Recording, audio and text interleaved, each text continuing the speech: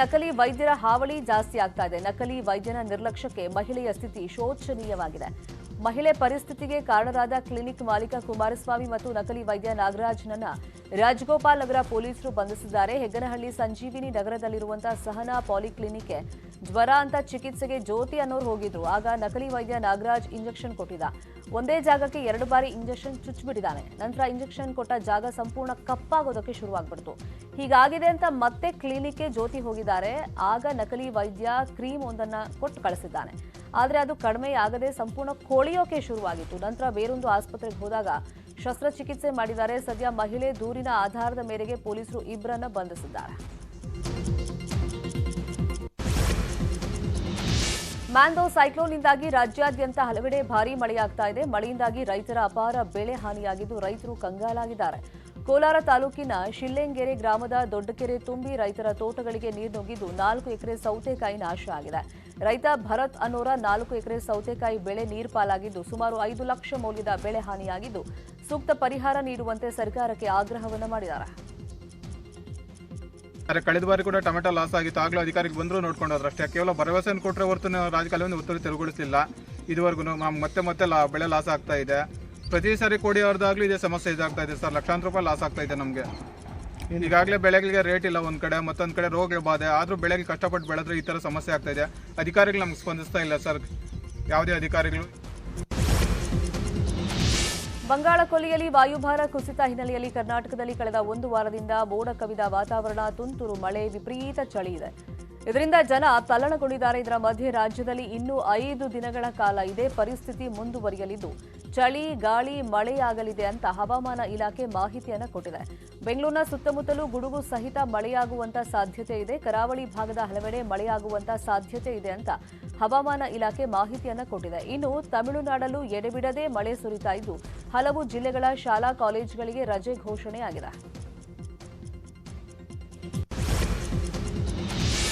ಮದುವೆಯಾದ 3 ತಿಂಗಳಿಗೆ ಪತ್ನಿಯ ಕಾಟ ತಾಳೋಕಾಗದೆ ಪತಿ ಆತ್ಮಹತ್ಯೆಗೆ ಶರಣಾಗಿರುವಂತಹ ಘಟನೆ ಬೆಂಗಳೂರಲ್ಲಿ ನಡೆದಿದೆ. ಬೆಂಗಳೂರಿನ ಎಂವಿ ಲೇಔಟ್ನಲ್ಲಿ ಉಲ್ಲಾಳದಲ್ಲಿ ಈ ಘಟನೆ ನಡೆದಿದ್ದು ರಾಮನಗರ ಮೂಲದ ಮಹೇಶ್ವರ್ ಆತ್ಮಹತ್ಯೆಗೆ ಶರಣಾದಂತ ನತದೃಷ್ಟ. ವಿನಾಕಾರಣ ಪತಿ ಮಹೇಶ್ವರ್ ಜೊತೆಗೆ ಗಲಾಟೆ ಮಾಡ್ತಾ ಇದ್ದ ಪತ್ನಿ ಕವನ ಹಿರಿಯರಿಗೆ ಗೌರವ ಕೊಡದೆ ಅವಮಾನ ಮಾಡ್ತಿದ್ಲು ಅಂತ ಹೇಳಲಾಗ್ತಾ ಇದೆ. ಹೋದ ತಿಂಗಳು 17 ನಮ್ಮ ಮನೆಗೆ ಬಂದು ಗುರುವಾರ ಬಂದಿದ್ದಾರೆ. ಸಾಯಂಕಾಲ 7 ಗಂಟೆಗೆ ಬಂದಿದ್ದವರು ಅಷ್ಟೇ. ನಮಗೆ ನಮ್ಮ ಮನೆಗಿದ್ದು ನಾವು ಊರಿಗೆ ಹೋಗಿದ್ವಿ. ಶನಿವಾರ ಈ ಥರ ಮನೇಲೇ ಇದ್ರು ಅವರು. ಅದು ಏನಾಯ್ತು ನಮ್ಗೆ ಗೊತ್ತಿಲ್ಲ. ಅಂದರೆ ಫ್ಯಾನೆಲ್ಲ ನೇತಾಡ್ತಾ ಇದ್ದಾರೆ. ಆಮೇಲೆ ಆ ಹುಡುಗಿ ಹೋಗಿ ಅಕ್ಕಪಕ್ಕ ಕರೆದವಳೆ. ಈ ಥರ ನಮ್ಮ ಮನೆಯವರು ಈಗ ಮಾಡ್ಕೊಂಡವ್ರೆ, ನಿಮ್ಮೆಲ್ಲ ಗಂಡಸ್ರಿದ್ರೆ ಇದಾರಾದ್ರು ಕರೆದವಳೆ. ಅವ್ರು ನಮ್ಮ ಮನೇಲಿ ಯಾರು ಗಂಡಸಿಲ್ಲ, ಏನು ನಿನ್ನ ವಿಷಯ ಹೇಳು ಅಂತ ಅವ್ರು ಕೇಳವ್ರೆ ಅಷ್ಟೇ. ಸರಿ, ಅವರೆಲ್ಲ ಓಡಿ ಬಂದು ಕಾಪಾಡೋದು ಬಂದರು. ಅಂದರೆ ಅಷ್ಟೇ ಒಂದು ಸತ್ತೋಗಿದ್ದಾನೆ ಅಷ್ಟೇ ನಮ್ಗೆ ಗೊತ್ತಿರೋದು. ಇಲ್ಲಿಂದ ಮೈಸೂರಿಗೆ ವಾರ ಹೋಗ್ತಾ ಇದ್ವಿ. ನಮ್ಮ ಹೆಂಡತಿ ಅಲ್ಲಿದ್ದಾಳೆ, ಲವ್ ಮ್ಯಾರೇಜು. ನನಗೆ ಸರಿ ಇಲ್ಲಿ ಬಂದು ವಾರ ಹೋಗೋಕ್ಕಾಗಲ್ಲ, ಅದಕ್ಕೆ ಇಲ್ಲಿ ಮನೆ ಮಾಡ್ತಾ ಇದ್ವಿ. ಇಲ್ಲಿ ಮುದ್ದಿನ ಪಲ್ಲೆ ನಂಗೆ ಆಫೀಸು ಅಂತ ಅಂದ ಅಷ್ಟೇ ನಮ್ಗೆ ಗೊತ್ತಿದ್ದು. ಬ್ಯಾಂಕಲ್ಲಿ ಕೆಲಸ ಅಂತಂದ ಅಷ್ಟೇ. ನಮಗೆ ಕ್ಯಾಲಾಟಿ ಅಂತೂ ಉಳಿದಿರುವಂತಹ ಪ್ರಮುಖ ಸುದ್ದಿ ನೋಡೋಣ ಬ್ರೇಕ್ ಆದ್ಮೇಲೆ. ಕೋಲಾರ ನಗರದಲ್ಲಿ ಹದಗೆಟ್ಟ ರಸ್ತೆಗಳನ್ನು ಸರಿಪಡಿಸುವಂತೆ ಆಗ್ರಹಿಸಿ ಇದೇ ಡಿಸೆಂಬರ್ 16ರಂದು ವಿವಿಧ ಪ್ರಗತಿಪರ ಸಂಘಟನೆಗಳು ಬಂದ್ಗೆ ಕರೆಯನ್ನ ನೀಡಿವೆ. ಬಂದ್ಗೆ ಬೆಂಬಲ ನೀಡುವಂತೆ ಪ್ರಗತಿಪರ ಸಂಘಟನೆಗಳ ಅಧ್ಯಕ್ಷ ಹೊಳಲಿ ಪ್ರಕಾಶ್ ನೇತೃತ್ವದಲ್ಲಿ ಬೈಕ್ ರ್ಯಾಲಿಯನ್ನು ನಡೆಸಲಾಯಿತು. ಜಿಲ್ಲಾಡಳಿತದ ನಿರ್ಲಕ್ಷ್ಯದಿಂದ ನಗರದಲ್ಲಿ ರಸ್ತೆಗಳು ಹದಗೆಟ್ಟು ಹೋಗಿವೆ, ವಿದ್ಯುತ್ ದೀಪಗಳಿಲ್ಲದೆ ಸಂಚರಿಸುವಂತಾಗಿದೆ ಅಂತ ಜನ ಆಕ್ರೋಶವನ್ನು ವ್ಯಕ್ತಪಡಿಸಿದ್ದಾರೆ. ತಮಿಳುನಾಡಿನ ದೇಗುಲಗಳಲ್ಲಿ ಮೊಬೈಲ್ ಬ್ಯಾನ್ ಆದ ಬೆನ್ನಲ್ಲೇ ಈಗ ಕರ್ನಾಟಕದ ದೇವಸ್ಥಾನಗಳಲ್ಲಿ ಕೂಡ ಮೊಬೈಲ್ ಬ್ಯಾನ್ ಬಗ್ಗೆ ಸದ್ದು ಹೆಚ್ಚಾಗಿದೆ. ಮುಜರಾಯಿ ಇಲಾಖೆಗೆ ಹಿಂದೂ ದೇಗುಲದ ಅರ್ಚಕರ ಸಂಘದಿಂದ ಪತ್ರ ಬರೆಯಲು ನಿರ್ಧಾರವನ್ನು ಮಾಡಲಾಗಿದೆ. ಅರ್ಚಕರ ಒಕ್ಕೂಟ ಸರ್ಕಾರಕ್ಕೆ ಮುಜರಾಯಿ ಇಲಾಖೆಗೆ ಮನವಿ ನೀಡಲು ಮುಂದಾಗಿವೆ. ಕರ್ನಾಟಕದ ಮುಜರಾಯಿ ದೇಗುಲಗಳಲ್ಲಿ ಮೊಬೈಲ್ ಬ್ಯಾನ್ ಮಾಡಬೇಕು. ಸದ್ಯ ದೇವಸ್ಥಾನಗಳಲ್ಲಿ ಅರ್ಚಕರ ಮೊಬೈಲ್ ಬಳಕೆಯನ್ನ ಮಾತ್ರ ಬ್ಯಾನ್ ಮಾಡಲಾಗಿದೆ ಅಂತ ಹೇಳಿದ್ದಾರೆ. ಈಗ ನಮ್ಮ ಬೇಡಿಕೆ ಏನು ಅಂದರೆ ಹಲವಾರು ಬೇಡಿಕೆಗಳಿದೆ. ಅದರಲ್ಲಿ ಪ್ರಮುಖವಾದ್ದು ಮೊಬೈಲ್ ಒಂದು ಬೇಡಿಕೆ ಇಟ್ಟಿದ್ದೀರಾ ಸರ್ಕಾರದಲ್ಲಿ. ಹಿಂದೆ ನಾವು 2007ನಲ್ಲಿ ಮೊಬೈಲ್ ಬಗ್ಗೆ ಆಗ್ತಾರ ಅನಾಹುತಗಳ ಬಗ್ಗೆ ಕೊಟ್ಟಾಗ ನಾವು ಸರ್ಕಾರಕ್ಕೆ ಲೆಟರ್ ಕೊಟ್ಟಾಗ ಅವರು ಲೆಟರ್ ಒಂದು ಸರ್ಕಾರದ ಒಂದು ಮನವಿ ಮಾಡಿದ್ದಾರೆ. ಅರ್ಚಕರು ಮಂತ್ರಪುಷ್ಪ ಹೇಳೋರು ಯಾರು ಮೊಬೈಲ್ ಉಪಯೋಗಿಸಬಾರ್ದು ಅಂತ ಹೇಳಿದ್ರು. ಆವಾಗ ನಾವು ಸುಮ್ಮನೆ ಆಗ್ಬಿಟ್ರಿ. ಈಗ ಇತ್ತೀಚೆಗೆ ಏನಾಗ್ತಾ ಇದೆ, ಪ್ರತಿಯೊಬ್ಬರು ದೇವಸ್ಥಾನಕ್ಕೆ ಮೊಬೈಲ್ ತೊಗೊಂಡ್ಬರ್ತಾರೆ. ಇನ್ನೊಬ್ರು ಪ್ರೇಯರ್ ಮಾಡ್ತಾ ಇರ್ತಾರೆ, ಇನ್ನೊಬ್ರು ಬಂದು ನಮ್ಗೆ ತೊಂದರೆ ಆಗುತ್ತೆ, ದಯವಿಟ್ಟು ಮೊಬೈಲ್ ತರಬೇಡಿ ಅಂತ ಹೇಳ್ತಾರೆ. ಆಮೇಲೆ ನಾವು ಭಕ್ತರಿಗೆ ಸಂಕಲ್ಪ ಮಾಡಿ ಅಷ್ಟೋತ್ತರ ಮಾಡ್ತಾ ಇರ್ತೀರಿ, ಬಂದವರೆಲ್ಲ ಮೊಬೈಲ್ ಮಾತಾಡ್ತಾ ಇರ್ತಾರೆ. ಅದು ನಮಗೆ ಡಿಸ್ಟರ್ಬ್ ಆಗ್ತಾ ಇದೆ. ನಾವು ಅವ್ರಿಗೆ ಯಾವ ಥರ ಯಾದಗಿರಿ ಜಿಲ್ಲೆಯಲ್ಲಿ ಅಬಕಾರಿ ಇಲಾಖೆ ಅಧಿಕಾರಿಗಳು ಭರ್ಜರಿ ಬೇಟೆಯಾಡಿದ್ದಾರೆ. ಶಹಾಪುರ ನಗರದ ಹಳಿಸಗರ ಬಡಾವಣೆಯ 2 ಮನೆಗಳ ಮೇಲೆ ಅಬಕಾರಿ ಇಲಾಖೆ ಅಧಿಕಾರಿಗಳು ದಾಳಿಯನ್ನ ಮಾಡಿದ್ದು 20 ಲಕ್ಷ ಮೌಲ್ಯದ 180 ಬಾಕ್ಸ್ನಲ್ಲಿದ್ದ ನಕಲಿ ಮದ್ಯವನ್ನ ಜಪ್ತಿ ಮಾಡಿದ್ದಾರೆ. ನಕಲಿ ಮದ್ಯದ ಬಾಟಲ್ಗಳನ್ನ ಹಳ್ಳಿಗಳಿಗೆ ಸಪ್ಲೈ ಮಾಡ್ತಾ ಇದ್ದ ಮರೇಪ ಎಂಬಾತನನ್ನ ಪೊಲೀಸರು ಬಂಧಿಸಿದ್ದಾರೆ.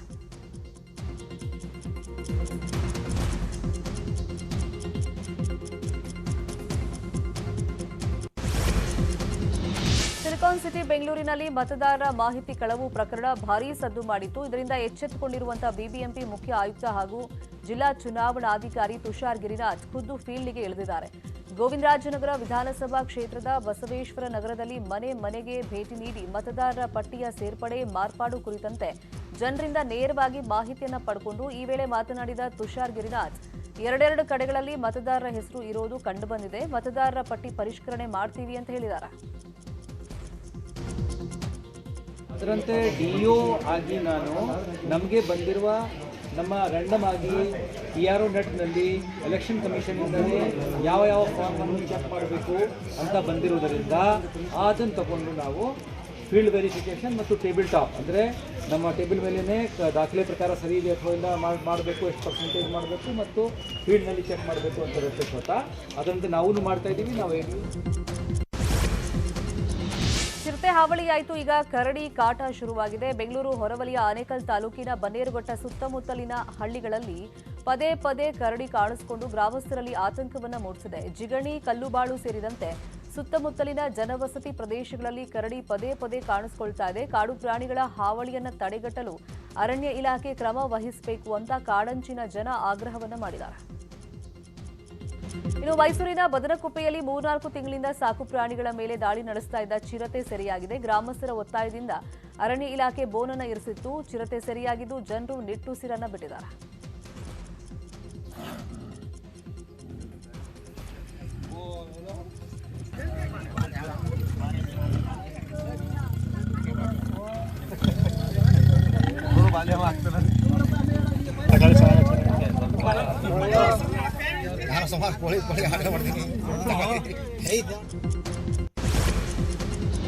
ಪಶ್ಚಿಮ ಬಂಗಾಳದ ನಾರ್ತ್ 24 ಪರಗಣ ಜಿಲ್ಲೆಯಲ್ಲಿ